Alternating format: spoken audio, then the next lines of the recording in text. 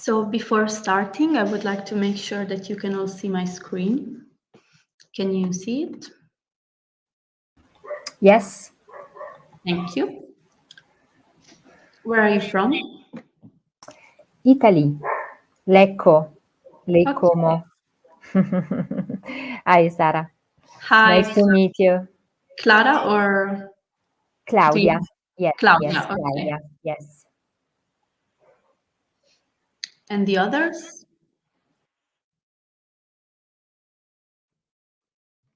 So rural radicals cannot see it.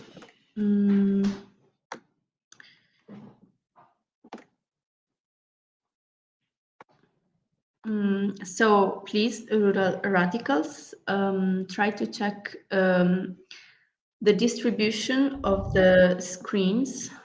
If you have some special setting, you can click on Jitsi. So maybe the arrangement of screens changes and you can choose the one showing my presentation.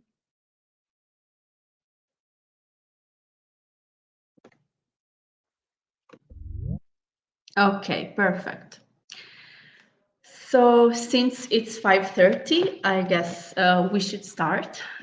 So we start on time, and who connects later can join the conversation while it's going.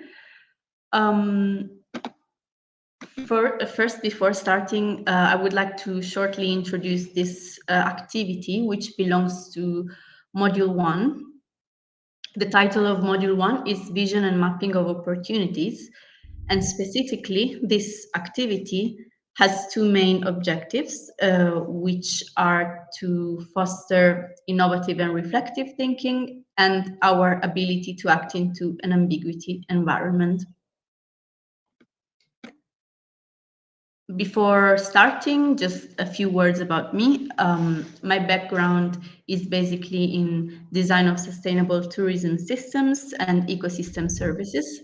Um, for a while, I conducted a research about urban-rural linkages and quality of life.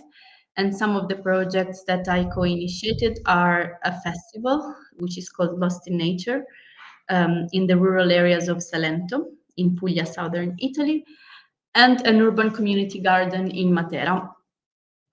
The belonging organization in the field of open school for village hosts is called Matera Hub. I invite you to check our official website.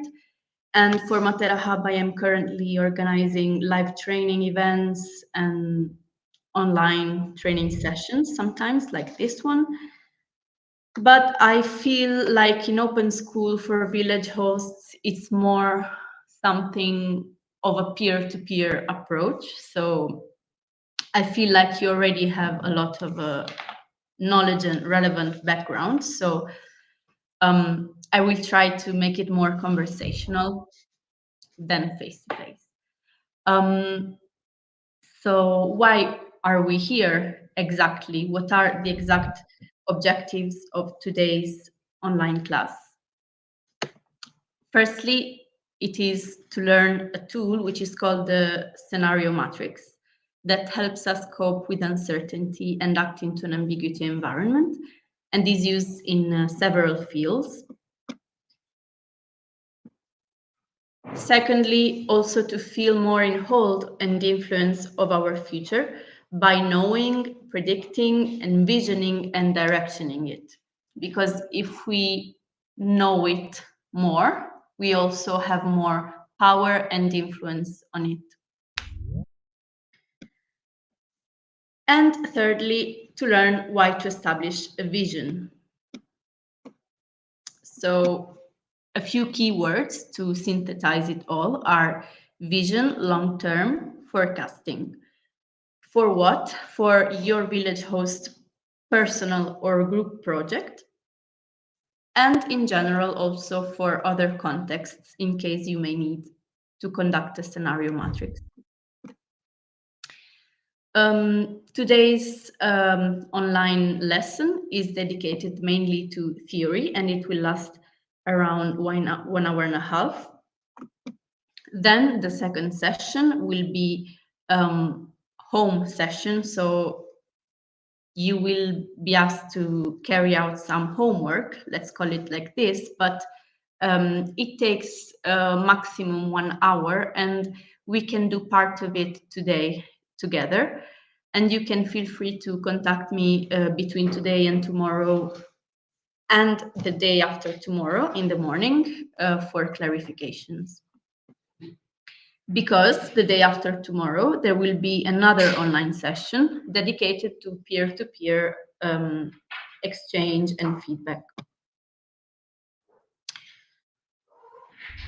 So,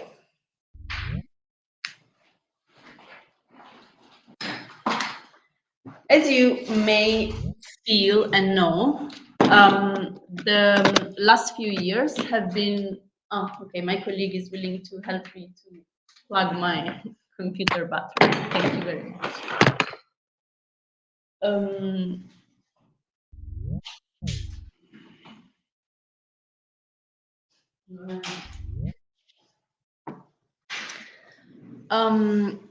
So this slide tries to sum up the biggest conflicts that we, the biggest,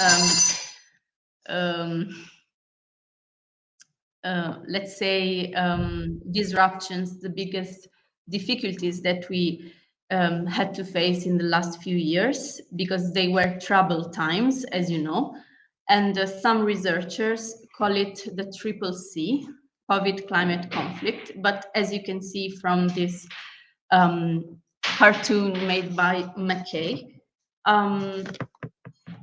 we went through a biodiversity collapse, which actually has been going on since the second half of the 19th century until now. Climate change and its damages have been going on for a long while. So now we are starting to see really its effects.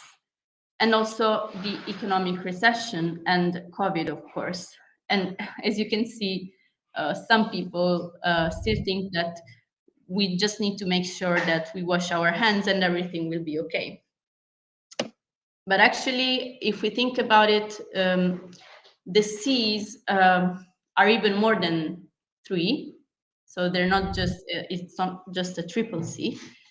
So it is inevitable for us to envision some kind of catastrophic future and not trust what future will bring us and feel a bit uncertain. So before going through the scenario matrix as a tool that helps us cope with uncertainty, I would like to learn from you what are the biggest challenges that you faced in the last few years. So I ask you to take 1 minute to reflect and share your challenges in the chat. But just, of course, if you feel like, don't feel forced to do so.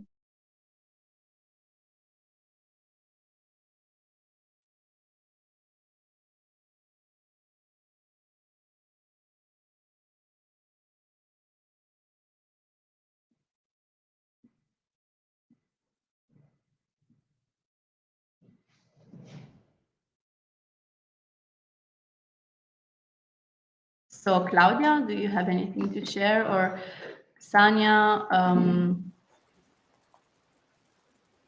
Yes, Sarah. One of the most important challenge was is the restart of my activity, of my touristic activity, because I have my own activity. I am host. I manage some houses, holiday houses, and so with the stop of COVID, it was terrible catastrophe for me. And this is the first, for example, and the second, to become to the normality for my children after the stop. Okay, this is my the two in yes, the first. They're quite big challenges. So congratulations for overcoming them. Yes, thank you. Yes, now quite yes. We try to reach the normality, yeah. And And yeah, for working in tourism, it must have been really hard. yes, yes, but the the restart is there is a we saw a good restart, but many things are changed, and yes, we have to try to follow this changement, this change, this important change.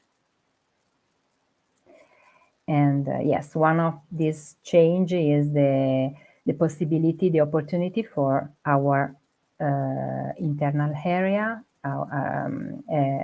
Another way to do a tourism for new new new flow, new wave of travelers interested to discover new area and live a higher quality of their life, traveling and do other things, etc. Okay. So thank you very much for sharing with us so we can empathize more with your local context. And in the chat, we have some other challenges shared. For example, starting from coming back from social distancing, obtaining social anxiety. Um, then we also have organizing life in accelerated mood after COVID and face a lot of changes. Then we have water scarcity and also put the focus on few projects and have quality time for them. So the person sharing this was always with too many projects at the same time. Then also we have someone sharing stress, social distance, and fear. So thank you, Natasa, Pueblos Remotos, and all the others for sharing these challenges. So it makes me also empathize with your context and all the other participants, because what we are going to do today is to better understand the future. Before going deep into these concepts, I will just synthesize what I will talk about, which is forecasts, scenarios, and visions, because there are three different ways of forecasting the future. And I will start from the forecast concept, which is the nearest of the three in time. So basically, a forecast is a well-studied prediction of what will happen based on available information and on hard data. So you usually have one, but it can change throughout time based on unexpected events. So basically, it's always the same forecast based on hard data that can change if the data changes. While a scenario can be more than one, and it's more distant into the future. And it is a situation that can happen. It is half predictable and half uncertain. And today we will focus on this. While, last but not least, a vision is what should happen and what we would like also to happen. Actually, there can be many visions. They can either be something we would like to and something we just envision, we just see but there are many, and we can choose which one to pursue. And a vision can be defined according to the literature review that I put in the sources that you can have a look at, as a forecast of the future on which we have influence. So we can decide, as I said, which vision to pursue. And the more you go on in time, the less it is predictable, the future, and the more it is uncertain. So for forecasts, we can base ourselves on hard data, statistics, science, news, and so on. For scenarios, half and half, and this is where the scenario matrix comes in as a tool that can be used for healthcare, for rural planning, and for many other contexts. How to use the scenario matrix? First, we need to choose two variables or drivers, and here are some examples. For example, variable 1 importance, variable 2 uncertainty, variable 1 urban to rural, so it can be urbanity or rurality, and variable 2 global local. Another example of drivers, variables, is, for example, ability of locals to see opportunities and ability of locals to access funds. Once we choose our own variables, because this will be a personal exercise, we can place them on a cross. Then, as a third step, we can start imagining, reflecting on, and writing possible scenarios of the future in each square. Fourth, we have to reflect on how we can anticipate risks, mitigate risks, influence these scenarios, adapt to them, keep them in mind as a possibility.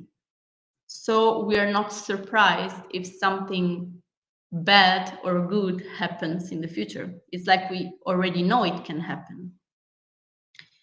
And sometimes there are the worst case and the best case scenarios.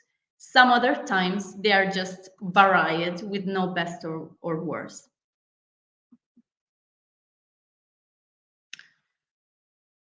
So basically, this is the shape that a scenario matrix has, where the driver or variable 1 is at its maximum on the top and at its minimum at the bottom. And same for the other one, for the other driver, it is minimum on the left and maximum on the right. So this is an example of how to distribute the variables on the cross with the importance that goes higher as you go up. So you have 4 squares, basically, where what you write top left is most important and less uncertain. What you write top right is more important and more uncertain, and so on and so forth. So these are some examples of scenario matrices that have been used for different contexts, starting from a research that is called Anticipating Tomorrow, shaping the future of the Irish food and drink market towards 2020. So this is an example of how you can use scenario matrices to also issue documents that describe a local context and that explain to people how you can have different developments, different futures. So this example shows that they used these two drivers variables, which are, as you can see, the motivation for eating, where on the left is interpreted as food as ritual. So eating as a ritual, giving much importance to the rituality of the gesture and of the nutritious process. And on the right, food as a performance. While on this vertical line, down you have personal life. So someone intaking food for personal reasons, mainly. And on the top, more for the planet and thinking wide, also about planetary impact. And considering these two macro variables, there are 4 scenarios. If you want to make them, to know them better and to read more about how they used the matrix to anticipate future scenarios, you can have a read at the document, which is linked here, which you can find here. So this file, PDF file, is called Learning Material, and you can download it to click on the links that I put in the slides.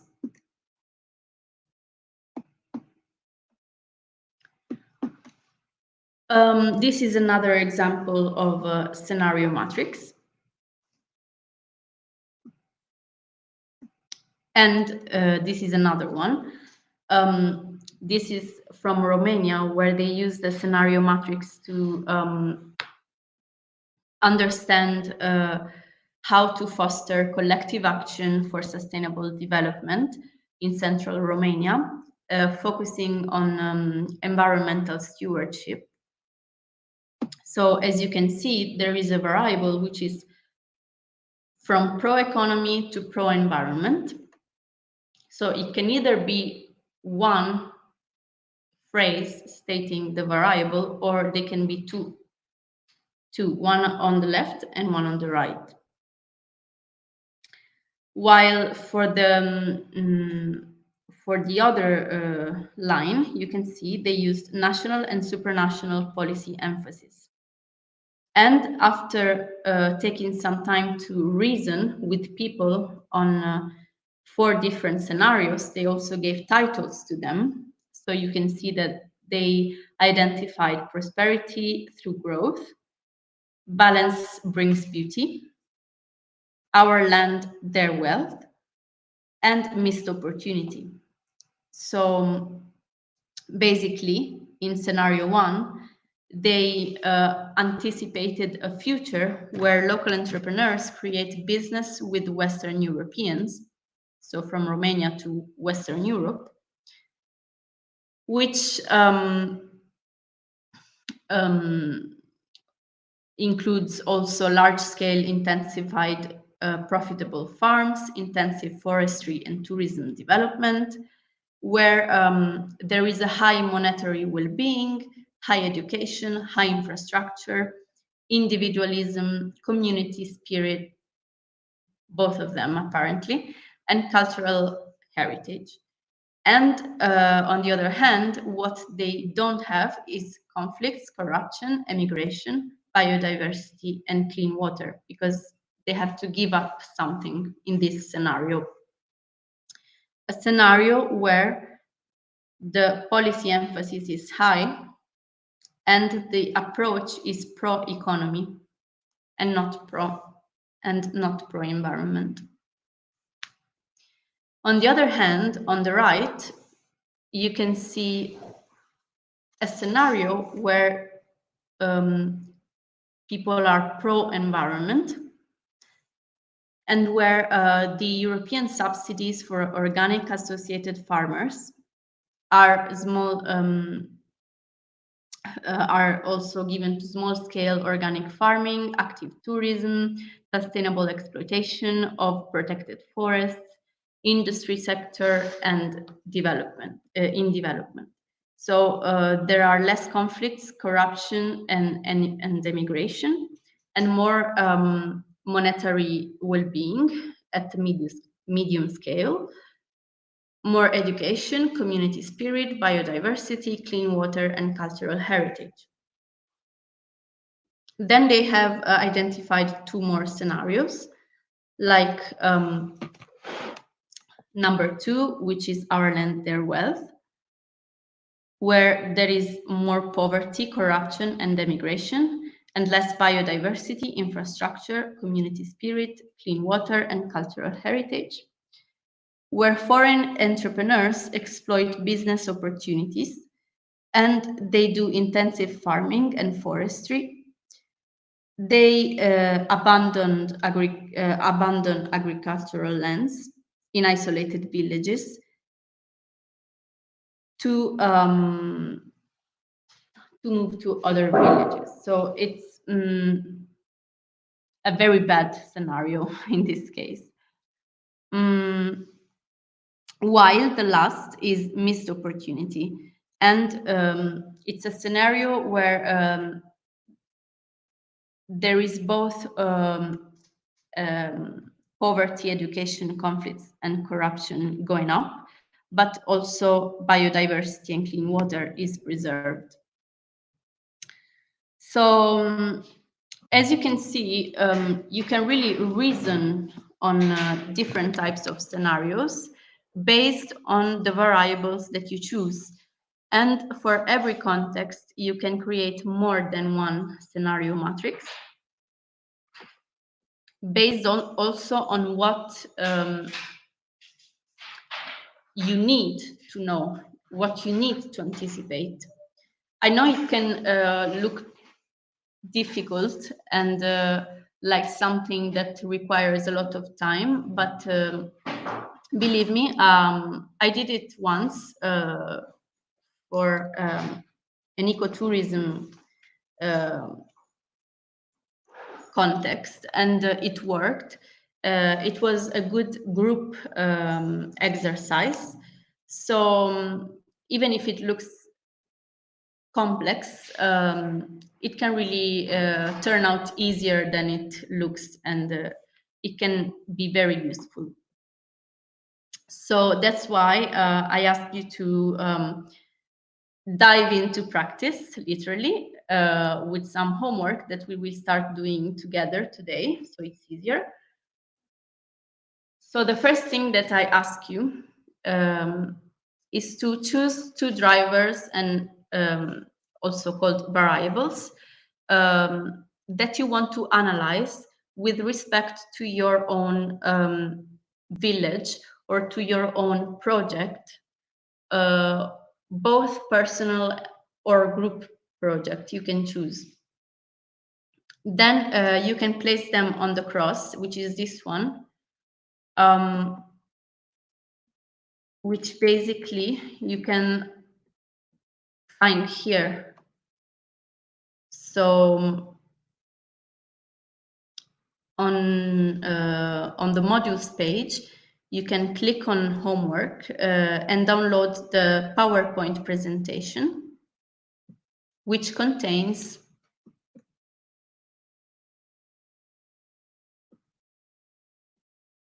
this. I am now reading that Rural Radicals wrote, if I could zoom, sorry if I read now, but you can also look at the slide inside the PDF that I indicated before, so you can read it whenever you have time and will. So basically, what we will do now to facilitate things is to start doing it together. So what I ask from you is to take 10 minutes to decide your own variables, your own drivers, and as soon as they are ready, you can write them in the chat. And if you feel like it's the right moment, you can already write them inside the PowerPoint that I indicated. And if there are any questions, now is also the time to ask them.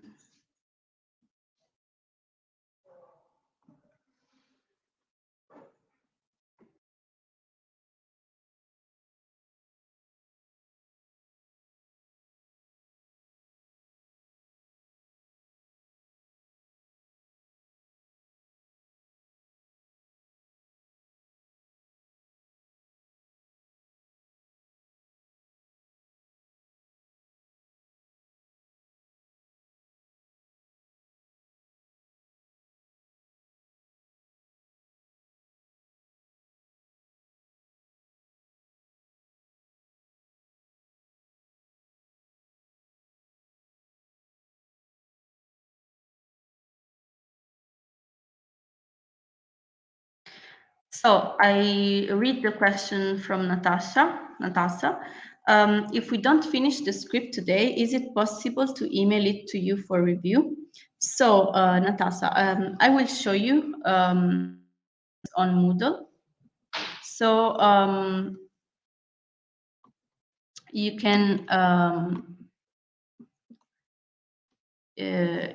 you can learn already from now how to upload it. Basically, if you click on module 1.1, you can answer to this assignment by uploading your own PowerPoint here. And as soon as you upload it, I can already watch it. So here you can upload it. And I will take time to see them between today and tomorrow and give you feedback.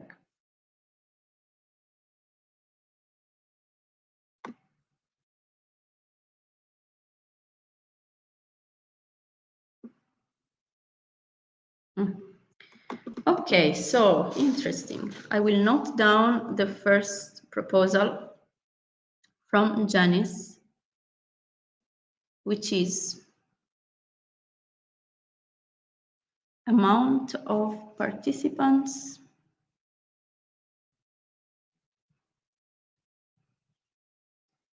and variety of agricultural projects.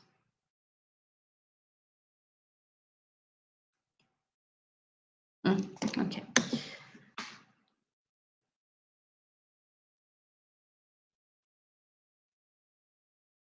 Okay, so sorry, Natasha. So your question was until when you can upload it.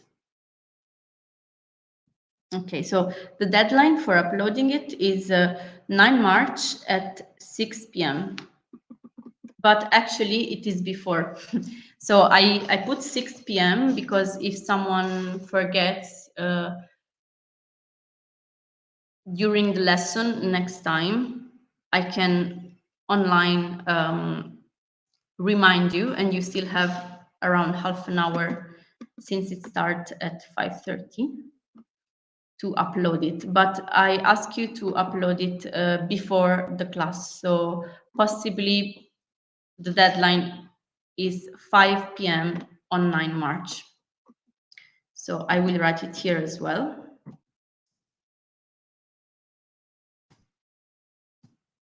In the chat.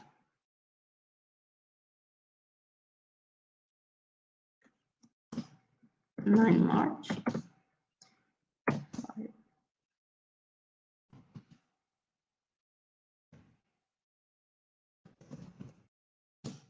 Okay.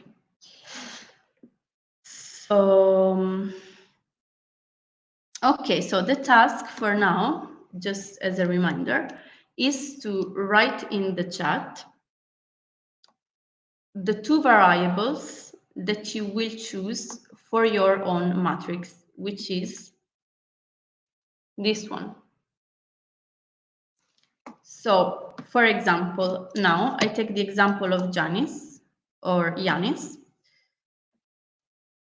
which is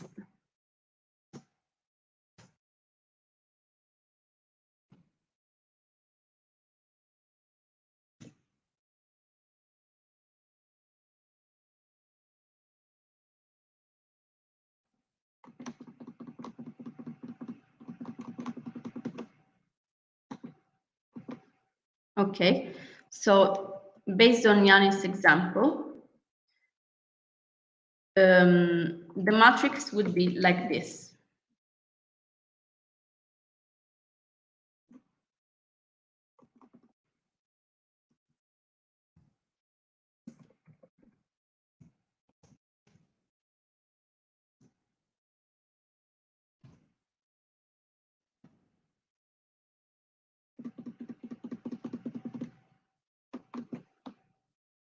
Okay.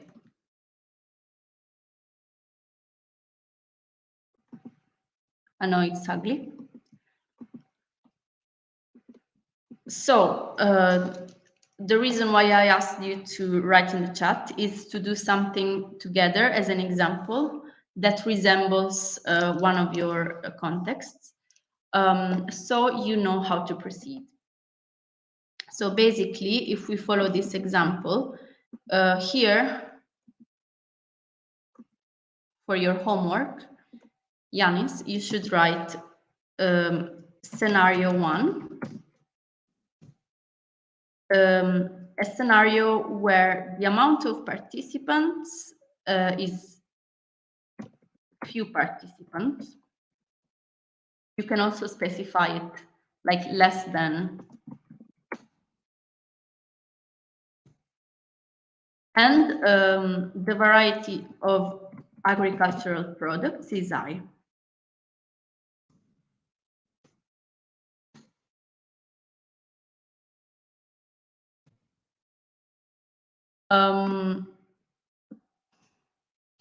Okay. On the opposite, here, there will be scenario 2 with many participants, more than, for example, 50. I don't know your standard. And always a high variety of agricultural products. Here there will be scenario 4 with just a few many participants and a low variety of agricultural products.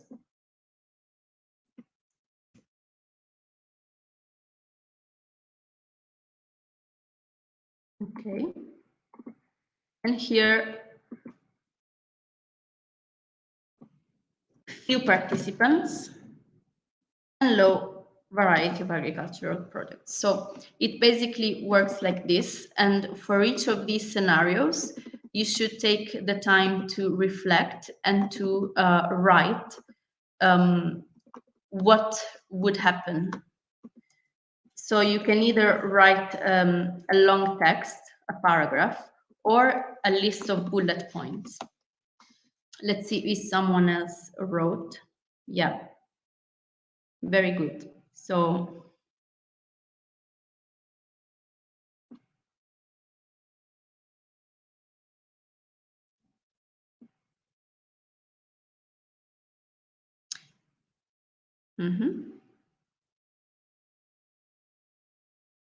So we have a question from Melissa. The theme should be your village host project, personal or group project. For example, which is the project that you will work on from now until the end of Open School for Village Hosts?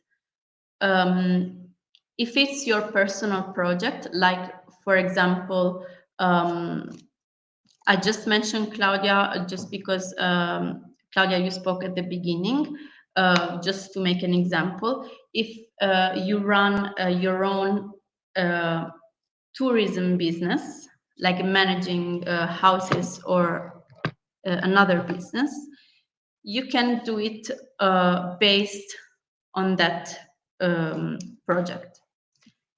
Otherwise, Melissa, if you have a group project, you can also do it on a group project.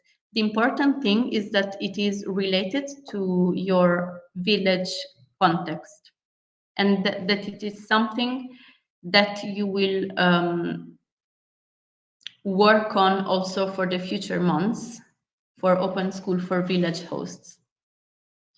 Because in the last and first actually lesson with Sanya, you reflected on personal things. I saw that she showed you some interesting tools to do a self-reflection.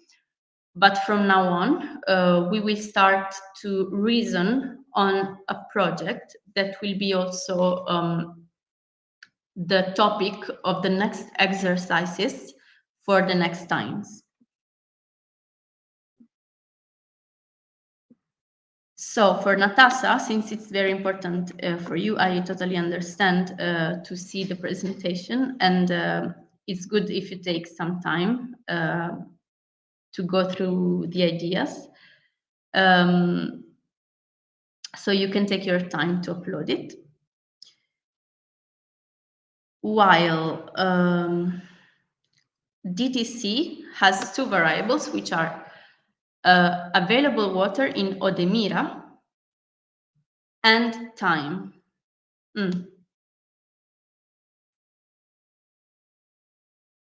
I suppose that you are in Portugal, or no? Then we have from Pueblos Remotos, ability to show entrepreneurs rural references and attraction of digital talent to rural areas, digital nomads, remote workers, and so on. Then we have another proposal from Paige Peril, low-tech, high-tech, rural, urban. Then from Claudia, we have community activities, touristic offer, young target, adult, elder target. So in this case, if we want to synthesize it, it would be the second one, it would be age, right? Age of the target. Okay, I see that you have a lot of proposals, and I'm very happy about it. Natasha is suggesting gardening with old autochthonous seeds or with new and hybrid seeds.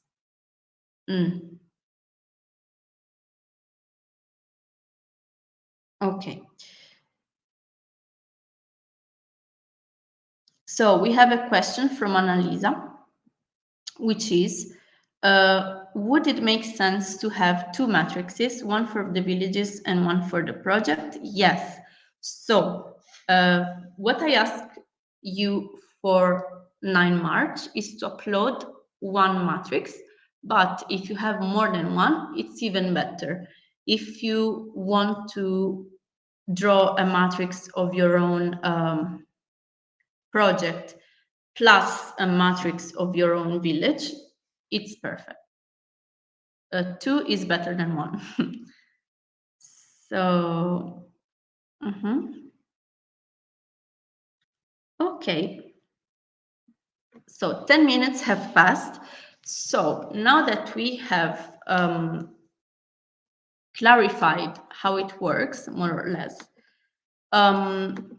what I kindly ask from you is to take other 10 minutes to start drawing the matrix. So you can download the PowerPoint and start typing, as I did, the variables that you chose. So basically here, we can start writing the concepts. Now it's a personal job. And next time we will do a peer-to-peer session where we go through all of them and we generate a discussion on each of them. So let's say that at 18,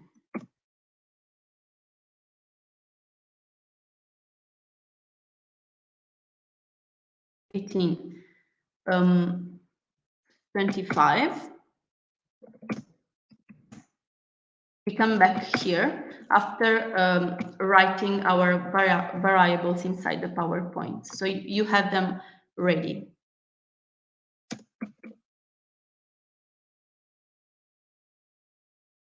So after this writing session, we will step into the vision concept, because now we are doing scenario forecasting, and basically we will understand better why is it useful to define a vision.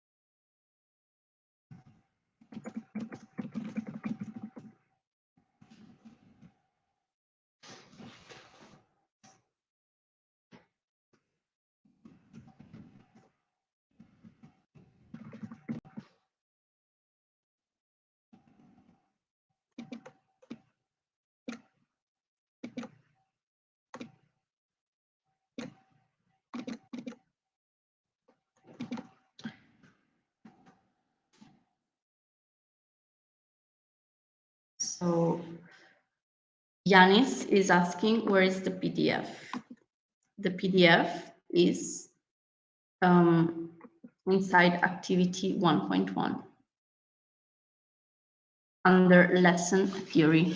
It's called learning material, while the PowerPoint to work on is inside homework. And the question from Fiatalo about changing your long name, unfortunately, I cannot answer it. So I ask if Ivan or Rocco or Elena can help you on that.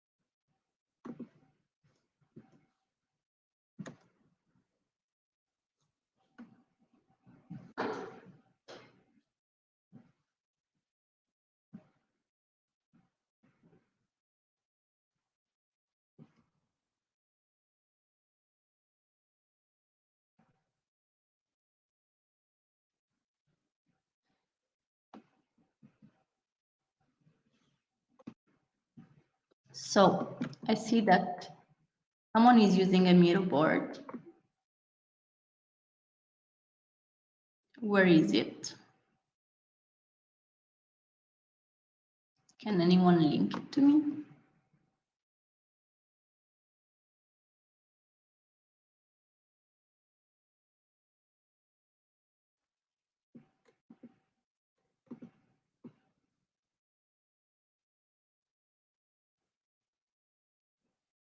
Mm-hmm.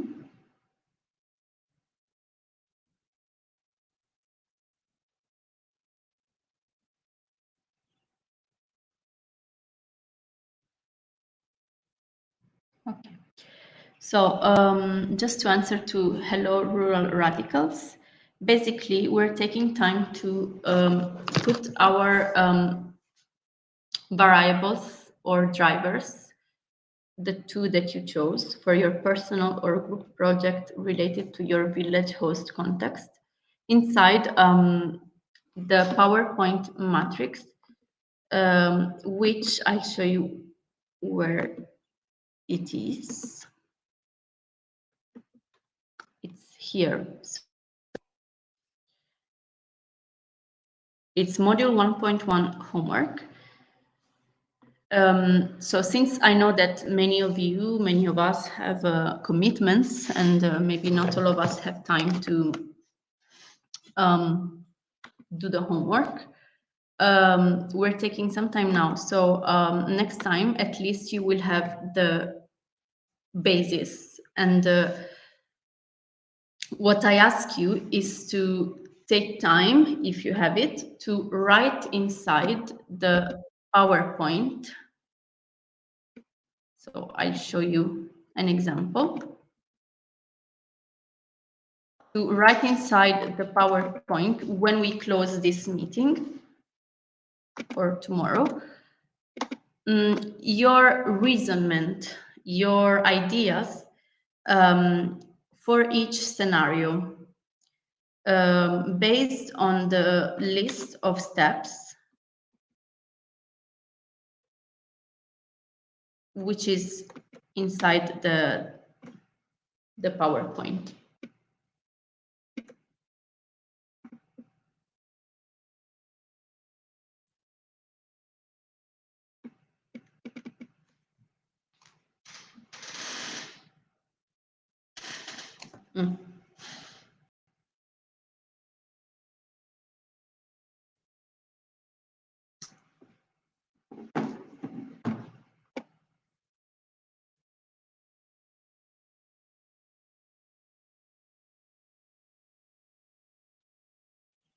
So for rural radicals, someone launched this whiteboard, but I don't know who he or she is.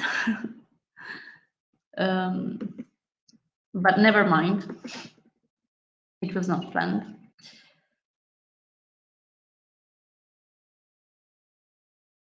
So Natasha has, sorry, do I pronounce your name correctly? Or is it Natasha? Asks, can my two drivers be camp in the countryside and camp in an urban area?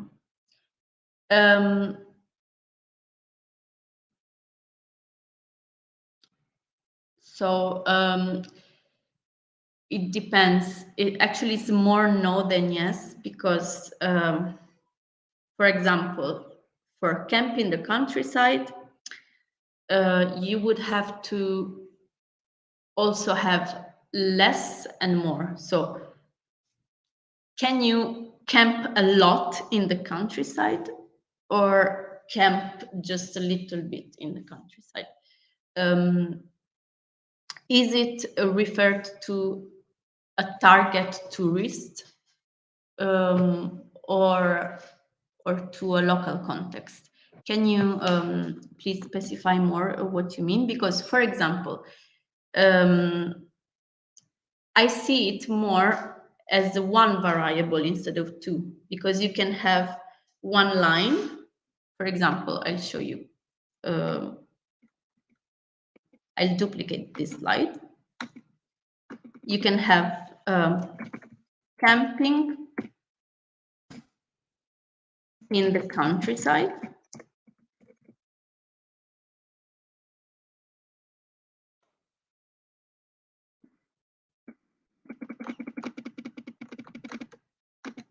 and you put it on the left.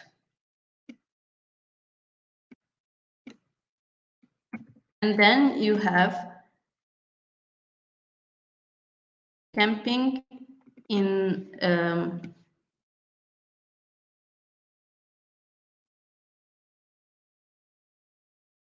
urban area. And then, Natasha, for the other line, you would need to choose something else. For example, so these two would be on the same variable. So the answer is yes and no, both of them. And here you can choose something else.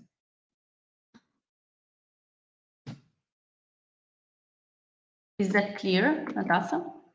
Or should I explain, try to make it clearer? This is also why we are doing it now, because if you had questions while you, like tomorrow when we're not in the same online meeting, it would be hard to answer.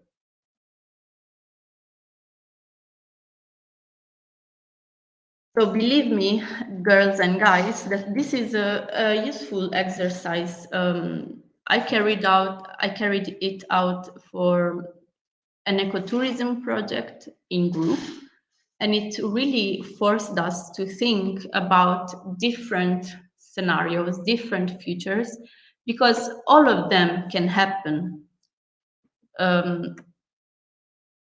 So it really keeps your mind open to different developments of the same context.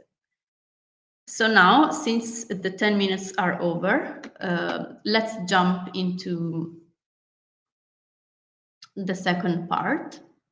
And if you have any questions, meanwhile, you can still write them in the chat.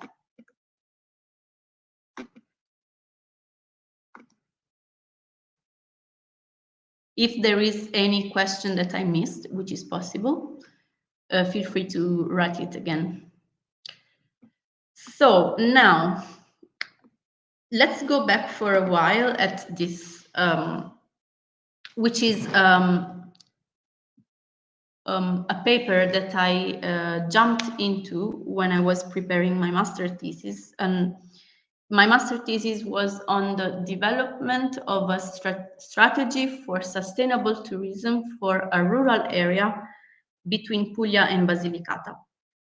So basically, to design a strategy, you also need to know what can happen in the future. You have to base yourself on forecasts, on scenarios, and then establish a vision.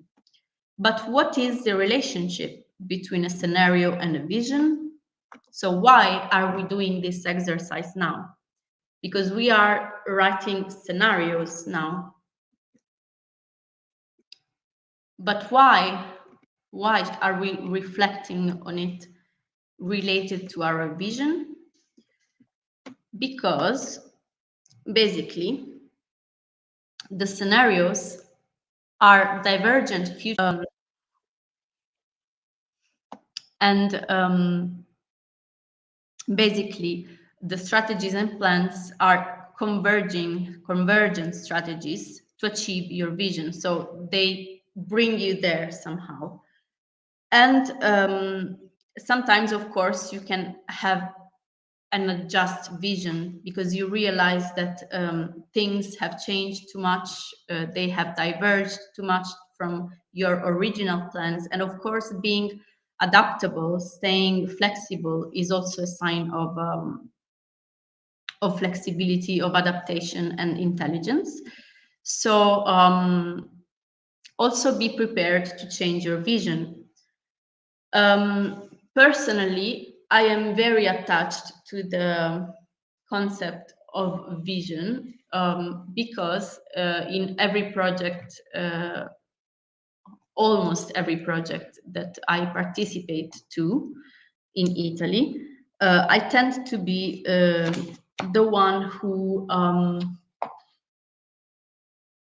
sees 5 years at the front. So to imagine where do we want to go as a group, what do we want to achieve in the long term. And it is good when inside a team, you keep a variety of approaches. So, for example, the person who thinks from here until tomorrow, or from here until next week, about very feasible and practical things, which is necessary, and the person who thinks ahead. And it's good to cooperate. So this is also why inside our team, often we try to balance the roles. I will write inside the chat here a resource that I'm thinking about now. I didn't put it in the slides, but I will add it soon, which is well-being team roles, in case you want to create a team which is balanced. So you can make sure you have both a visionary person and a very practical one. So the reason why today we went through this concept of forecast, scenario, and vision is because we are at the beginning of a process that will take you throughout many months of self-reflection, peer-to-peer exchange, and feedback. You will also, some of you, meet in person, and you can use this platform where we are now to really exchange and take the occasion to ask for feedback, both to us and to the other participants, keeping in mind that we are also participants, because it's like we are all into projects that aim at the development of rural areas. So a last thing that I ask you to share today, and feel free also to do it by speaking, because I like to hear the voices of people. Otherwise, I feel very alone talking to a screen. What is the vision that you want to pursue for your project? Please write it in the chat or talk, say it out loud.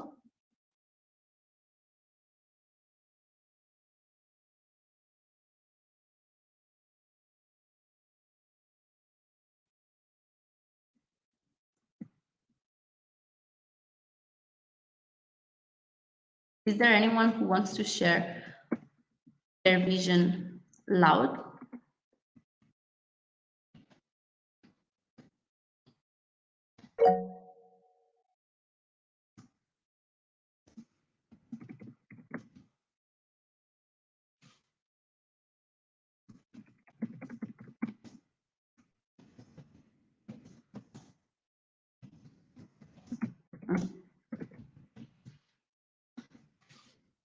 So, Paige has as a vision enabling the start of a communities of practice for biodesign, sorry for my English pronunciation, in rural France.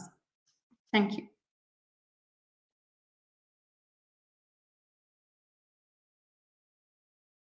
So can we say, Paige, that your vision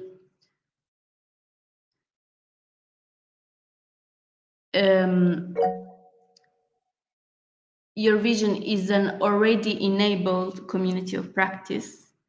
Because when I think about a vision, it is like a state of things. They are already as I imagine them. So also try to be courageous and think as if things are already like this. Because, for example, enabling is a beautiful word. I love it. Nevertheless, I feel like it's more a mission in this case, because maybe your mission is to enable the start of a community of practice. But if you think of your vision, maybe it is an existing, powerful community of practice for biodesign in rural France. Do you see what I mean? Can I make the idea arrive to you? Then we have from Janice, involve more local community of self-cooperation.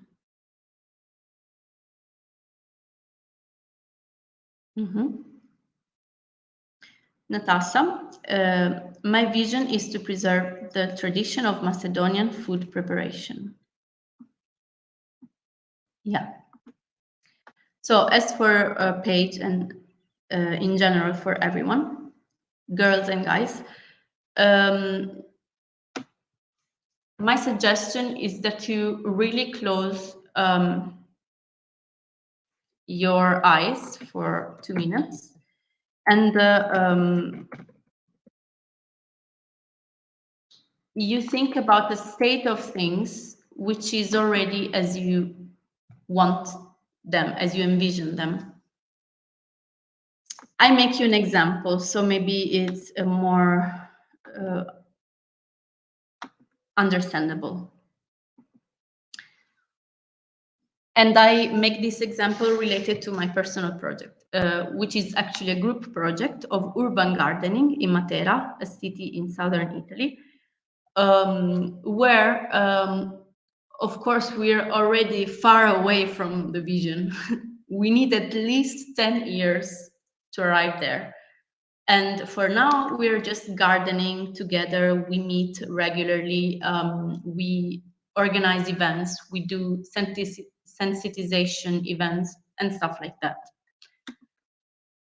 But what pushes me all the time, even if it's very visionary and we will never get there because it's too much, maybe. My vision is this one, which I'm showing you on the screen right now. Which is a book by a Belgian architect called Luc Schuiten, with green roofs and very green cities and luxurious nature. And this is my vision. So if I had to formulate it in a textual way, my vision would be futuristic city full of greenery with the green rooftops and green facades on the buildings. Of course, I can make it better. I can make it sound better, but I really encourage you to think about something big, like a very empowered and already existing community, if it's a community.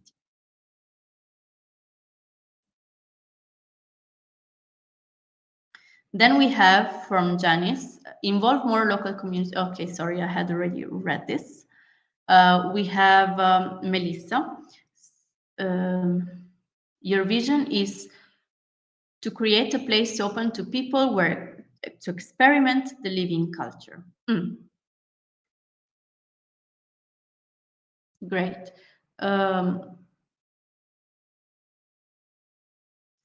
Then Westling Marta. All over the Swedish countryside, the small food producers rely partly greatly on direct sale to customers for the everyday income. However, even though many offer a small shop on site, there is a gap between the producer and the local community shown throughout the country. Locals don't buy local. Rather, we rely on tourism for sales. Is there a gap between locals and local food not due to price?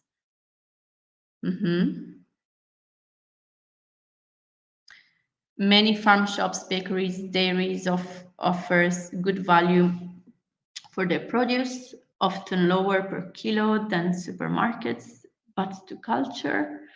Okay. In which ways can we bridge this in order to include the farmer, baker, cheesemaker in its own local community to a greater extent, thus building a stronger local resilience? Okay, this is a very, interesting question. I would take time to find the answer together. This question is worth a conference on rural development. Okay. So thank you for sharing it. So your project is a series of questions. It's always good to have questions and to ask the right questions. So I really hope that during these months we will all together find the answers. Thank you for sharing. Then Annalisa shares regenerate a mountain village, raising awareness on its main resource, water.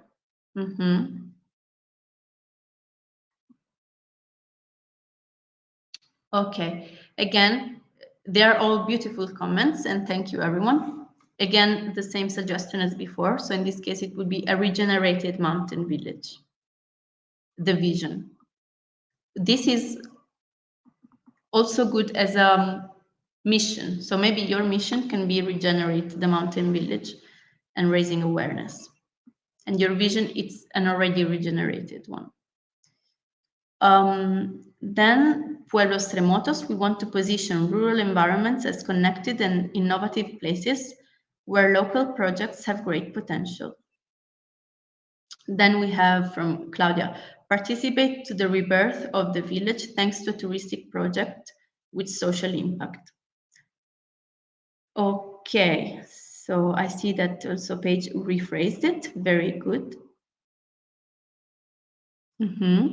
We have from Selena, recover your village, bring it to life by forming albergo diffuso along with locals. From Pueblos Remotos, we work to co-create activities with local actors to connect rural entrepreneurs with digital talents. And for Fiata, we have as a vision the rural free university, what holistic hybrid analog. Oh, I love this. I love all of them, but I love free universities and fault universities. Then Page, okay. Specifies that she also wrote it in the application. Okay, so thank you, everyone. I'm reading also the other ones, and I will save them. So I can go through them and take some time to reflect. Then Irene asks, so she understands that there is a difference between objective and the result of the project and our vision. Is it correct to say that the vision is larger than what our project will produce? It's rather the final situation context. Yeah, yes. So what I can do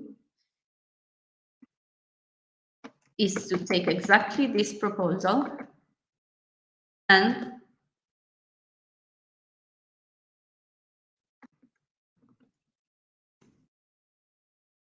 to make it clearer, it can be definable like this. So the vision is, as Irene suggests, the final situation or context that our project will contribute to. So before we close, today's, I call it a lesson, but I know it's not a lesson actually, it's more like a collective reflection, is to put us in the condition of thinking in an innovative and reflective way about how to cope with ambiguity, because the future is very ambiguous. We will never know exactly what happens in the future, but we can at least try to guess by forecasting, imagining scenarios, and establishing a vision. So what I ask from you again, just to repeat, is to take your time to fill in this matrix that is uploaded. Oh, sorry, I'm not sharing it. So can you see it?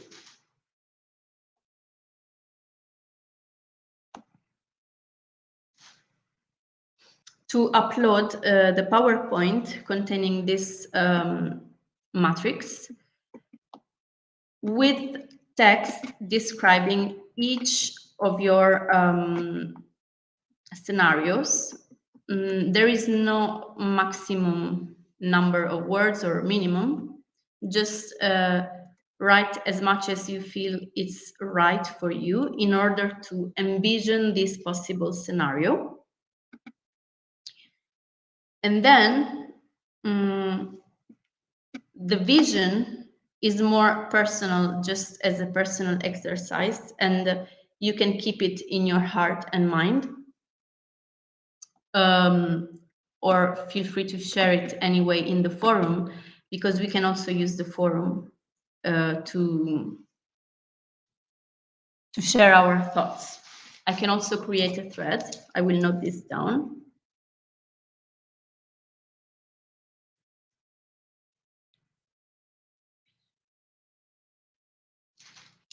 Okay.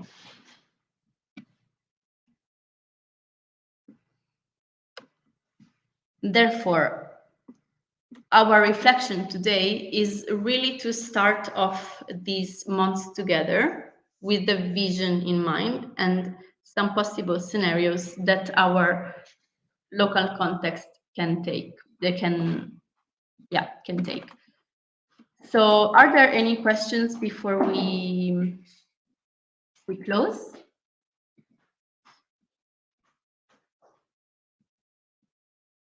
We have another vision from Fiatalo. Sorry if I pronounce your name incorrectly. Your vision is to develop the international relations of our rural tea house. The primary purpose of our tea house is to spread knowledge and protect the environment. That's why you manage freelancer Gypsy University Camp. Interesting.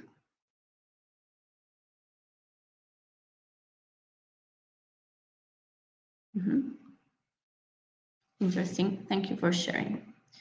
So as Natasha makes us notice, is that we don't have that many windows to the left of homework. But what do you mean, Natasha? To the left? Do you mean that we did everything today?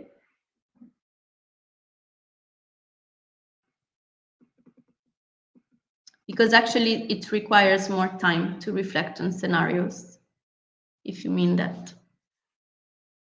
You really need to take like at least 15 minutes to write and reflect on them.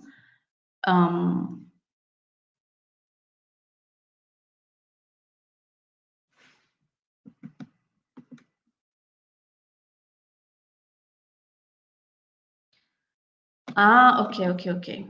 I see. Okay, yeah. I will, as soon as we close this meeting, I will upload the